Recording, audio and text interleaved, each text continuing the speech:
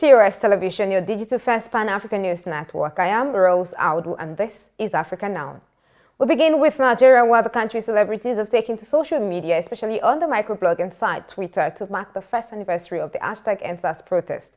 A year ago, it was reported that #Endsars protesters were shot at by personnel of the Nigerian army at the Lekki toll gate, an action that led to the loss of lives.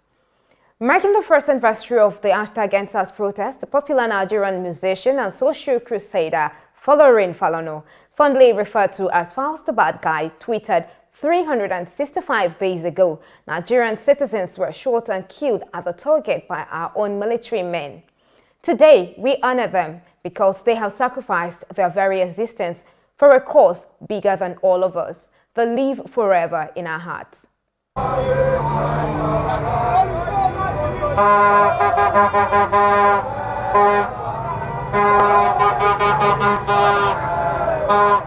Last year, tell us why you are here today. well, 20th of October 2020, armed military men came here, shot down innocent Nigerians that were protesting against police brutality. Today is 1 year after. We are here to honor them, to remember them. That is why we are here. How are you going to react to the fact that they said no protest will take place at the Lekki? It doesn't make sense. It doesn't make sense. Nobody has the right to say that. The constitutionally guaranteed right. You can never stop us.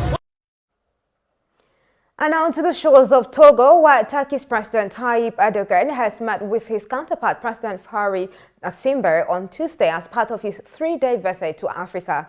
Recep Tayyip Erdogan reiterated Turkey's commitment to Togo in the fight against terrorism.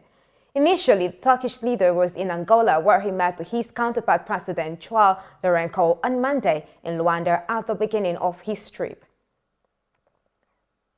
And hundreds of truck drivers in Sudan have continued their month-long strike, blocking access to the main sea entry point. The demonstrations began when key eastern tribes opposing the transitional government in Khartoum blocked roads and stopped shipments at the Red Sea port.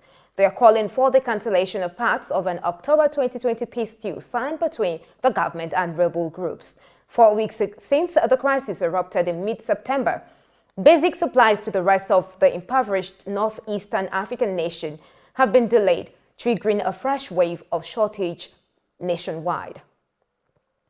It is 10 years since the Libyan leader Muammar Gaddafi was killed by rebels during an armed revolt.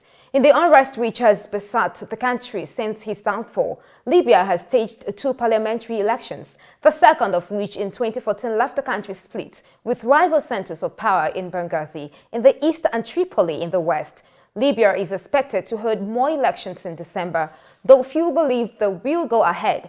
Libyans do not publicly mark the day of Colonel Gaddafi's death. His violent killing at the hands of rebels who captured him as he tried to flee was a sign of what was to come.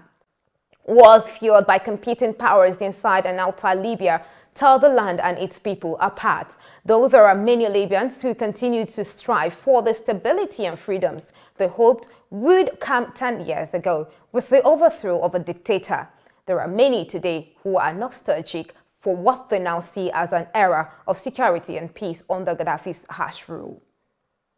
The European Union has called on Tunisian President Kais Saied to restore democratic order in their country and reopen parliament. EU Foreign Policy Chief Joseph Borrell told EU lawmakers during a parliamentary session that the Tunisian parliament cannot stay closed indefinitely.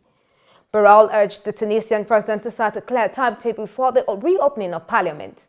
Saied suspended parliament in July and fired the prime minister in what his opponents said was a coup. He, however, enjoys the support of many Tunisians. This is your digital first Pan-African news network, TOS Television, and you're watching African News. More stories are coming your way right after this break. Do stay with us.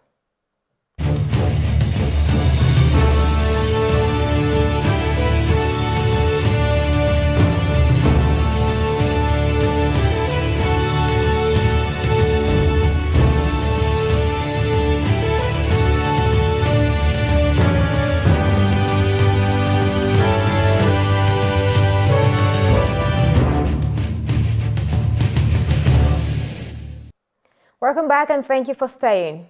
Police in Ghana have confirmed that popular artist who said he had gone on the run over fears of his safety has turned himself in. 2 other people have also been arrested for spreading false information over an alleged gun attack on Shatawale. Police announced the arrest on Tuesday, hours after the musician had himself posted a statement on Facebook saying his life is in danger. Shatawale, whose real name is Charles Ni Amal Mensah, had linked his going on the run to what he called a false prophet. It was gathered that a Ghanaian pastor in September appeared to make a prophecy on a local radio station that Shatawale would be killed. And Egypt has appointed 98 women as judges in one of the country's main judicial bodies.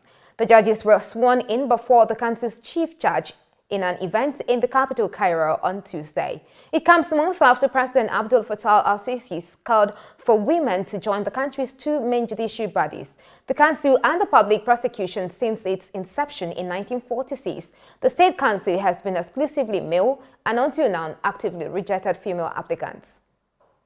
And gunmen reportedly killed 3 traditional rulers in Njaba local government area in Nigeria's Imo State. It was gathered that the killing happened during a meeting of about 20 local traditional rulers from different communities in the area when gunmen invaded the venue and started shooting sporadically. Some other traditional rulers sustained gunshot wounds and was rushed to nearby hospitals for treatment. The state governor, Hope Uzodinma, has condemned the killings.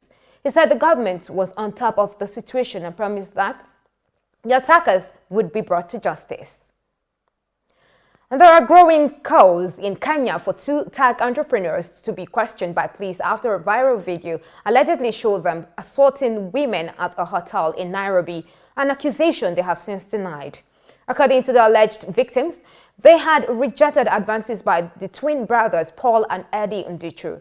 Their company, Wapi Pay, said in a statement that the brothers were trying to neutralize a confrontation between 2 women and to defend themselves from certain aggressors. Commenting on the public reaction, Kenya's police boss said the incident should be reported to the nearest police station for action. The video surfaced at a time when the country is in shock over several reported incidents of gender-based violence. And witnesses in northern Ethiopia said the government has sent soldiers towards the front line of the conflict with Tigray insurgents. A journalist from America's NPR radio station in the town of Kombolka said the troops were accompanied by government-allied militias equipped with improvised weapons, including machetes, axes, and hoes. They said they feared being killed by the Tigrayans if they failed to halt their advance. A Tigrayan spokesman said the rebels were advancing to push back the enemy, but said they were still far from Kombolka. And that is Africa Now. For more updates, do visit our website at www.TOS Follow us and like our social media handles on Facebook, Twitter, and Instagram. And remember to subscribe on YouTube. Do stay with us and enjoy more programs on TOS Television Network. I am Rose Audu, and many thanks for watching.